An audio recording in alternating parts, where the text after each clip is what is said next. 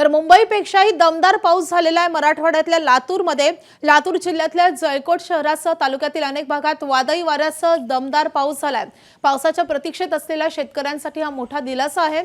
ठिकठिकाणी साठवण तलाव भरल्याच्याही बातम्या येतात। लातूर जिल्ह्यात पावसानं दमदार बॅटिंग केलेली आहे। काही ठिकाणी झाडं उन्मळून पडली आहेत, तर काही ठिकाणी वीजपुरवठा खंडित झालाय।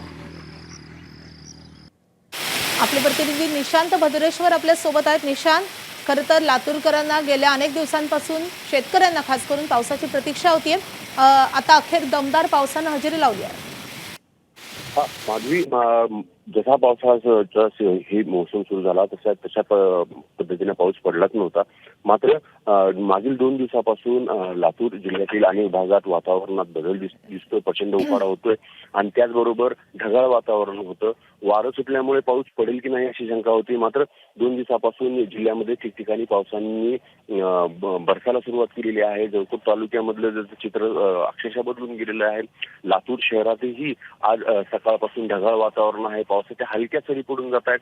मोठ्या पावसाची प्रतीक्षा आहेच, कारण पेरण्या खोळंबल्यात आणि पावसानं सुरुवात केली असल्या कारणानं बळीराजा थोडासा सुखावलेला आहे। नक्कीच बळीराजा सुखावलेला आहे, मात्र काही ठिकाणी वीज पडलेला आहे किंवा काही ठिकाणी वीज पुरवठा खंडित झालेला आहे, झाडं कोसळलेली आहेत। कसा फटका बसतोय या सगळ्या पहिल्याच पावसाचा? आता एक वादळी वाऱ्यामुळे काय झालेलं आहे की बऱ्याच ठिकाणी झाडं पडलेली आहेत, त्यामुळे विजेची तारा ज्या आहेत त्या तुटलेल्या आहेत, वीज पुरवठा खंडित झालेला आहे आणि जे छोटे मोठे ज्या भागात चांगला पाऊस झालेला आहे त्या भागामध्ये ओढ्यांना नदी नाल्यांना पाणी आलेलं आहे आणि हे चित्र निश्चितच सुखावणार आहे। धन्यवाद निशांत या सगळ्या सविस्तर माहितीसाठी। एबीपी माझा, उघडा डोळे बघा नीट।